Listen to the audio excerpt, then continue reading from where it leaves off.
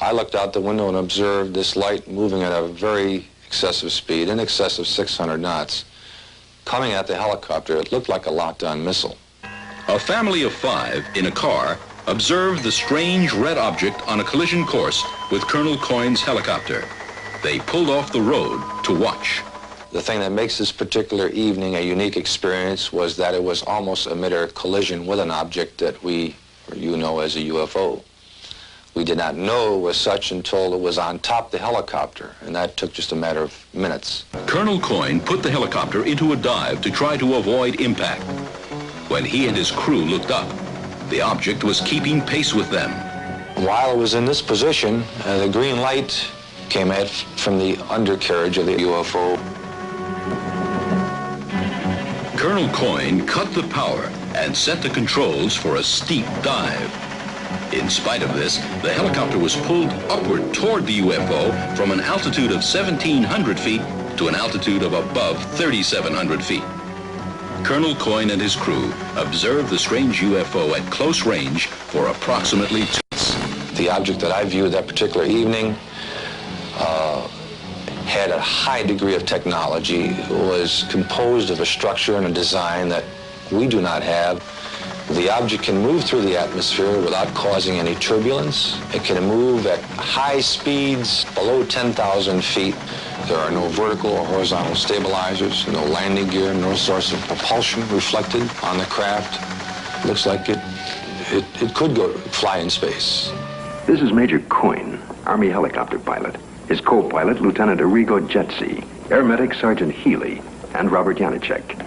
These men had just finished their annual flight physical early that day and were found fit and sound of mind. They would take off from Port Columbus Airport about 10:30 p.m.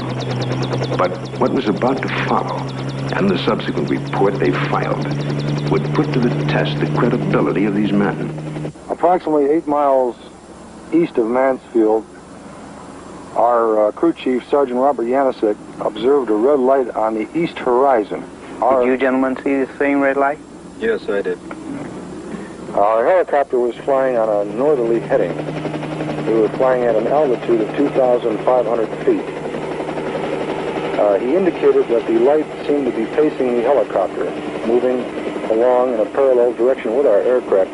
Which direction from the helicopter was the other? Moving, it was to our right, to the right side of the helicopter. And it was moving with us as we were heading north towards Cleveland. At this time, he indicated that the light changed its direction, was coming directly at the helicopter at the same altitude.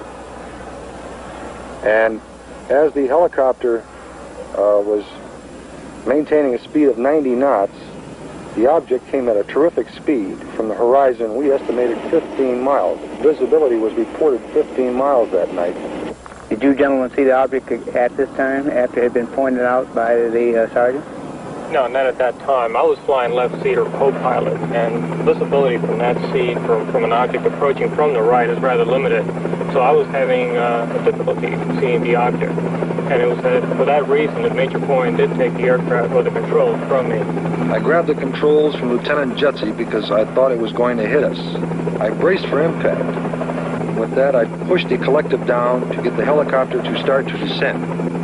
I then looked at the altimeter. It was showing 1,700 feet, and we were descending 1,000 feet a minute. The helicopter began to descend, and as this object came at the helicopter, it seemed to descend with the helicopter. When the helicopter went down, the object came down, but it still came directly at our broadside, as if to hit the helicopter from the right side. Did anyone else see the object at this time?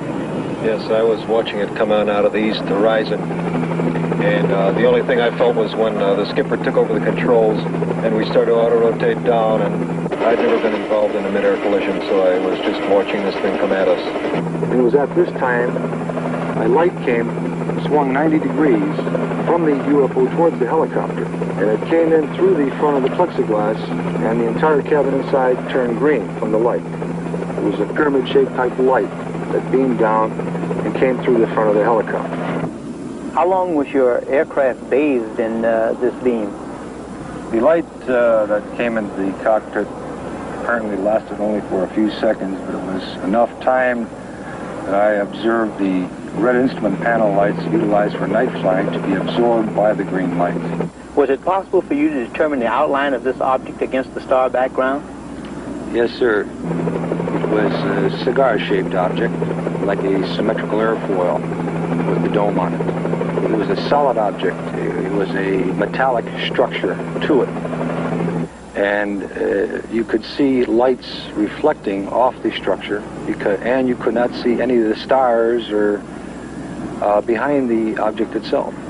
Well, while all this was going on, what was the attitude of the helicopter? Apparently, when we were supposed to be descending at 2,000 feet a minute at 100 knots, we were climbing at 1,000 feet a minute with the controls still established for a descent. And we went from 1,700 feet up to 3,500 feet and topped out at 3,800 feet. I would like to stress one important fact, and that is there is approximately 20 years of Army aviation experience between the 4 men on board the helicopter that night. We have been trained to follow procedures and regulations in reporting incidents, regardless of how they're accepted. And we tried to follow those procedures. And we reported the incident as it occurred and have avoided any speculation on the subject.